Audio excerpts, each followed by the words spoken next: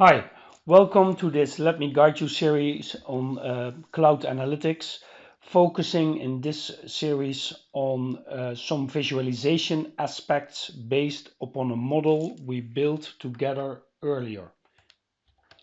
The model is based upon a simple source file, this Excel file that we discussed with orders per date. We have some monthly elements, a number of measures.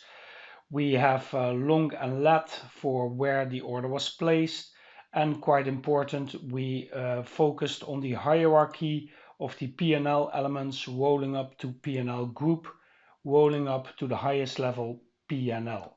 For that we created a hierarchy. Let's first, before we start visualizing, have a quick look at the model that we created.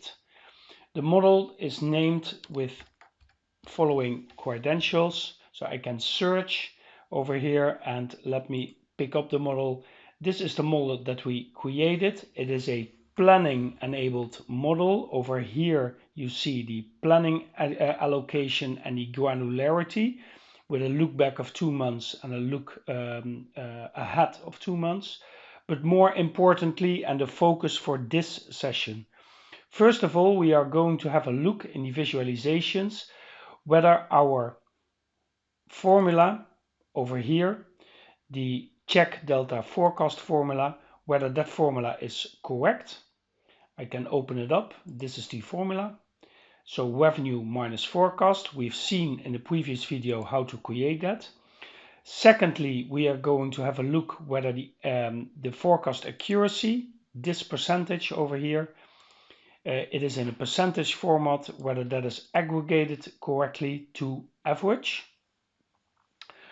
Fourth, we are going to have a look at the hierarchies that we created. So we have P&L elements listed in this area. The P&L groups are listed in this area, and the highest level P&L is here. We've shown the drag and drop functionality, and a similar hierarchy was created for city over here, which rolls up these cities. They roll up to countries and to an all country element. The last thing we've done is that we've created in the model a longitude latitude based geo hierarchy. We are going to check whether that works in the next visualization, and we finished up with linking different visualizations. So let's start analyzing. And the easiest way to do that is by creating a so-called story. So I tick stories. Over here I have the regular menu. I can edit, delete existing stories. Over here are the stories that I have access to. I can refresh my page, and of course I can create a new story, which I'm going to do by ticking the plus sign. Then it's being asked to me how I want to start my story. I can import data without creating a model to quickly analyze and explore data. I'm going to skip that. I can either choose using a model by adding a grid or adding a canvas. I'm going to work with a blank canvas, and then BusinessObjects Cloud asks me where I want to start with. Let's start with a simple chart by clicking the chart element. And then the most important question is asked to me, what model do you want to use? The fact that it is asking me already says that in one story I can use data from as many models as I want. So in theory I can perfectly create a story based upon data from purchasing in the purchasing model, mixed together with data from finance in a finance model. If these models cannot be linked, no problem, you can still both use them. If these models are linkable or can be blended by joint column of columns, you can also do that. Let me first start with a simple one model, and I am going to look for the model that we created together, which is the finance controlling model. I select that, and this brings me to the starting page, where I have a blank canvas. I have over on my right hand side the builder. I'm going to skip the simple exercises of creating simple graphs. You can find that in the product tutorials of SAP. But let us create and first have a look at our aggregations. So I'm going to select the first chart and I'm going to use a bar chart as a starting point. We size that a little bit, and let me first select the measure forecast accuracy, which we aggregated as average because it was a percentage. So I'm going to tick that one. In the meantime, I can already check my city hierarchy. I tick that, and as you can see, the starting point seems to be okay. I have all countries, yeah, and I have a total accuracy percentage over the few years over all countries and cities of 116. If I tick countries, I get the option over here by drilling down on city. I tick that, and you see my model falls apart perfectly to the 3 countries I have allocated. And now I can further drill down, for example, by ticking Germany and going to a lower level, as you can see over here. In the same exercise, we already can see that the aggregations for the percentages are done correctly. I can change this hierarchy and have a look at the other hierarchy that we created based on P&L element. Let me select that one. That perfectly brings the top level cost and revenue. I tick cost, tick the drill down menu, and you see that it falls apart into the different cost sections I have allocated in my model. I can further drill down, and this gives me the full list of all the P&L elements that were in there. If I tick it again, I can drill up back again. In the next exercise, we are going to look at variance reporting. As you can see, I have changed my graph and took the measures revenue, budget, and I'm having a look at the date dimension. The date dimension I defined in my model as time dimension, so there should be an automated hierarchy in there. Let's check that. First of all, you see over here all. If I just single click it, you get per definition a variance indicator shown on your screen. If I now drill down, you will see that time is falling apart in the 3 years that I have in my data set. Again, I can tick one year, for example 2013. It gives me the absolute and the percentage variance. I tick it again to drill, and over here you see the drill down that I have created. Now let's create a variance. If you go to the builder and you scroll down, you will see that you, apart from trellis, tooltip measures, tooltip dimensions, all kind of information that you can add, you will see that I have an add variance element in there. I'm going to click that, and I'm going to select the measure I'd like the variance on. So it gives me my model, and let's have a look with the difference between, well, let's take the forecast, and I'd like to use the actual version of my planning model, and I'm going to compare that with my budget, for example. Again, I use the actual version. Over here, I ask for some display options, so I could either put this as numeric or percentage. I'll take that. And now let me add a second variance with some other metrics. Let me compare the revenue of the actual version against the forecast. The forecast of the actual version, which you see over here. Again, as percentage, you see that SAP BusinessObjects Cloud is one of the sole products available in the market today, that respects the IBCS HICCARD standards. Over here you see an example of one of those IBCS certified charts. I can change my chart in the direction, so if I tick Builder and I open up the drop-down box, I have a whole variety of other settings I have for this chart. So I can tick the formatting, change the background color, for example to gray. And I can now also change the positioning of the full chart, for example to this one, which gives already a little bit better insight. Let me make it to light gray to make it easier to read for you. So this is an example of variance reporting. I also quickly want to show you the usage of the tooltips.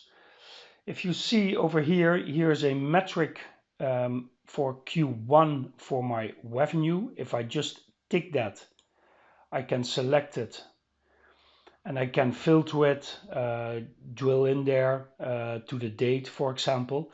But one of the informations that I get back is limited or none.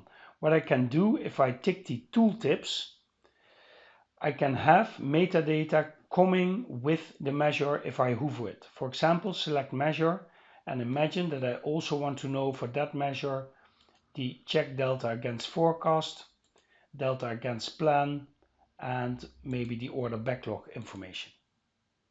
If I now hover, you will see that on my top right hand side I get this metadata with me. The same goes for the dimensions. This is a very powerful functionality. I could, for example, ask to have the P&L elements and group elements attributes provided as metadata when I hover one of the dimensions. Over here, if I now hover this metric, I not only have the measure attributes that are being displayed in the screen, but also the dimension attributes that I just asked for. Over here, you see the elements coming in. Tooltips are very useful as additional information to your end user. If I want to make a second chart that is similar to this one and I don't feel like creating it up again, I can simply select the chart, Ctrl C, copy, Ctrl V, paste, and over here is my second chart, which I now can change to another color, for example, just to show you that it's about a different chart. Let me change the background color to this little beige. And we are going to do the following.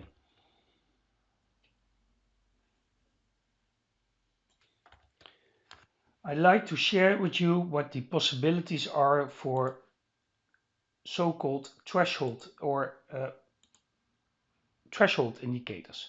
So what I'm going to do, I'm going to delete some of the variances to make the screen a bit more open so that you can easily see.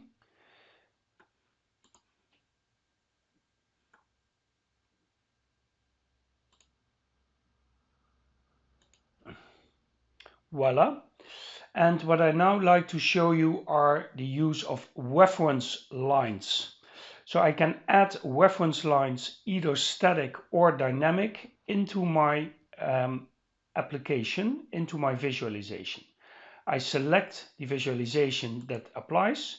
I tick Add Reference Line, and I can either put a hard-coded value, but I can also put in a dynamic value. Imagine I'd like to see the average of the revenue. I select my actual model, planning model, and I'm going to have a look at the label over here, average revenue. And I'd like to see everything below there as indicated red,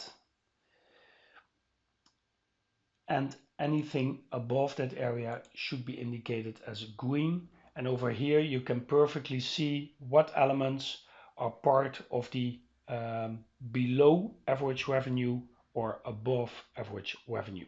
You will see the chart automatically adjusting. Q1 is there's a high peak in revenue. If I select that and delete that quarter,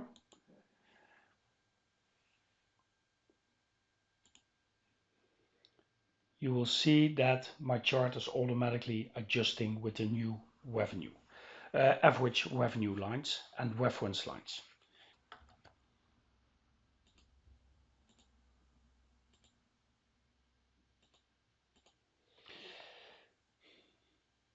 One analysis can be linked to another analysis, meaning that if you filter or drill or select in one visualization, the other visualization is also applied or not, depending on your choices. If I, for example, select this analysis and I choose in my designer the linked analysis button, I can say I get the following menu. Chart interactions apply to this chart, that's the default section, but I want to have it linked to the linked chart data set. And the two that are selected for the moment automatically are the two that I created. Let's check whether this works. So over here, I have my first analysis. If I now filter out Q2, let's make this one a little smaller so that you can see it in one screen.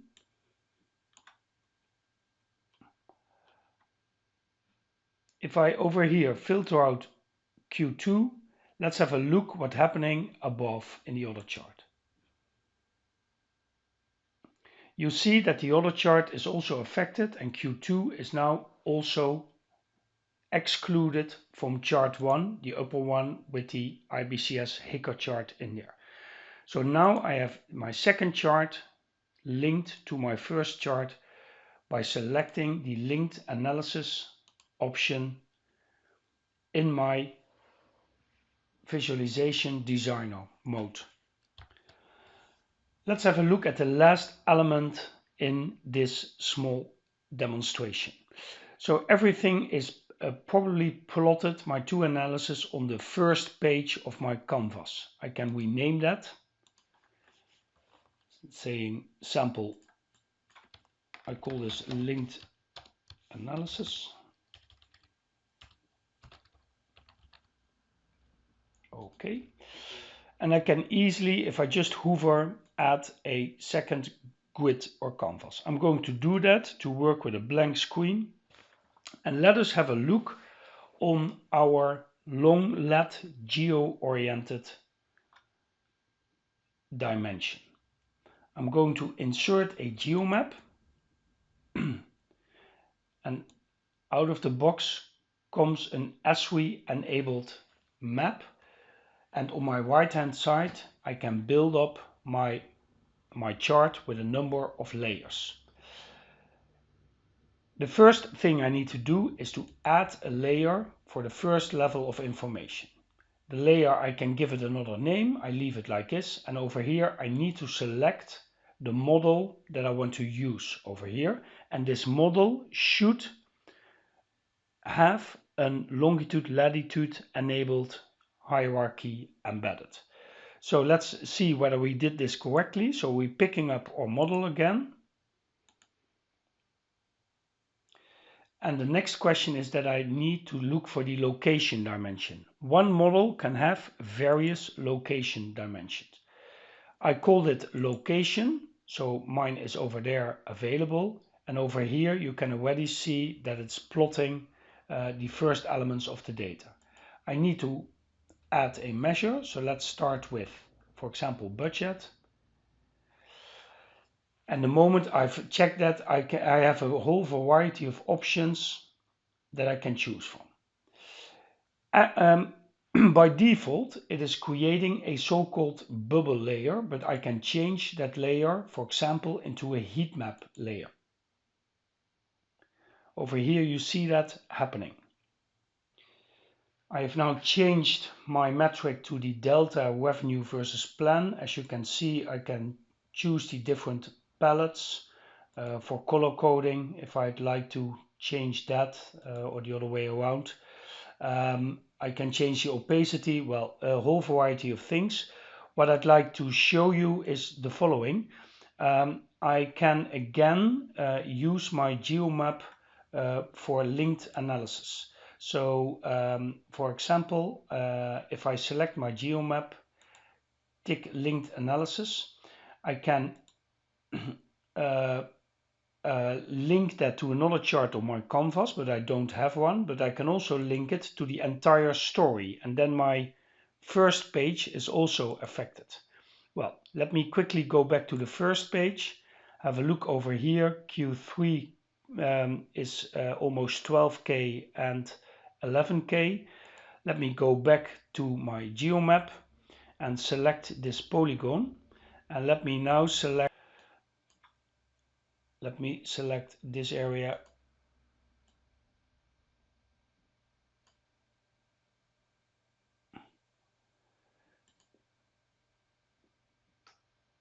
And as you can see over here, this number over here is changed, and this chart is also affected, as is the lower one. Yes. Going back to my geomap, again, I can add different layers. So if I delete my selection, zoom out a little bit, I could perfectly add another layer. So if I go back to my builder and say I'd like to add another layer, but now I'd like to have a, well, let's take the bubble layer and use again my location dimension and add in another measure, like for example revenue. And let me have a look. We can maybe change this into a pleth layer. And now you can see that I have two layers over each other. If I OK this, I can also rank the order of the layers. So if I go select the chart again, oops, you see that I have my two layers here, and I can select a layer